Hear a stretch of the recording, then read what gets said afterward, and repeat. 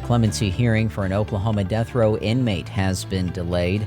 A bird flu outbreak in northeastern Oklahoma, and butterflies that don't have heads. New research from the Oklahoma City Zoo. That and more coming up on the KGOU AM News Brief for Tuesday, December 3rd.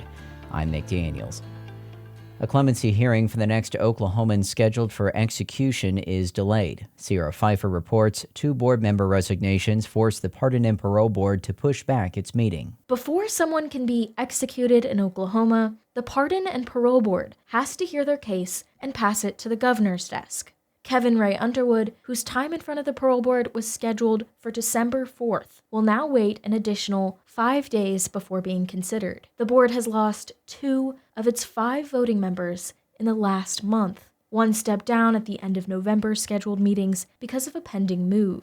The second abruptly resigned amid a criminal investigation for inappropriate behaviors. The board has a quorum, but Governor Stitt could appoint replacements before the meeting takes place. Underwood's execution is still scheduled for December 19th.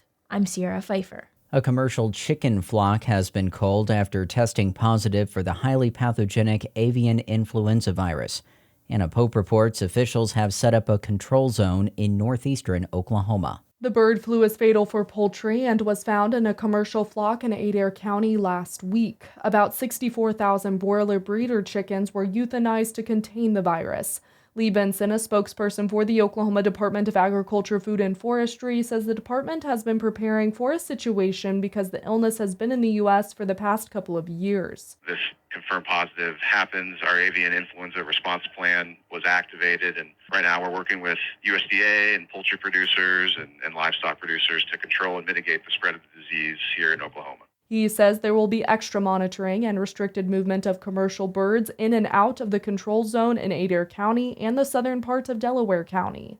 The department urges flock owners to prevent their flock's contact with wild birds and areas where wild birds have been because they can carry the illness.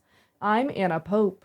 Governor Kevin Stitt signed a memorandum between the state and the ambassador of Denmark to the United States Monday. KGOU's Hannah France reports the 2 governments intend to increase collaboration on energy innovation. The memo details a collaboration between Oklahoma and EE North America, which is a subsidiary of Denmark-based company European Energy. Collaboration objectives listed in the memo include developing renewable energy projects that harness Oklahoma's wind and solar energy potential, and exploring the possibility of establishing a facility to produce green methanol from renewable resources in Oklahoma. Biomedical, aerospace, and defense innovations are also listed as areas of interest for the collaboration. In a press release, Stitt thanked Oklahoma's, quote, pro-business policies for making the collaboration possible, and said a mutually beneficial relationship will create economic development and job opportunities in both Denmark and Oklahoma. I'm Hannah France. Well, if you lost your head, you probably wouldn't be able to walk, let alone fly. But sometimes monarch butterflies can survive and go about their business without heads. Grayson Wheeler reports on new research out of the Oklahoma City Zoo. Emily Guest's research isn't normally quite so macabre. She mostly focuses on helping Oklahoma's butterfly populations survive and thrive. When you study butterflies, people bring you butterflies more than you'd anticipate them doing. And so they brought me this headless butterfly, and they're like, here you go, here's a gift. A few years later, someone brought her another one, then another. She found other records of headless monarchs on social media, but not a ton of academic writing.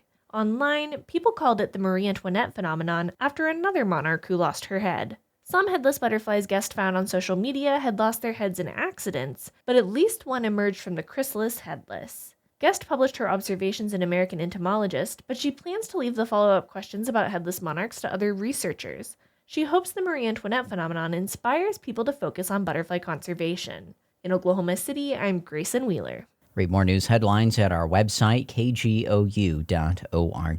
We also invite you to follow the KGOU PM News Brief podcast.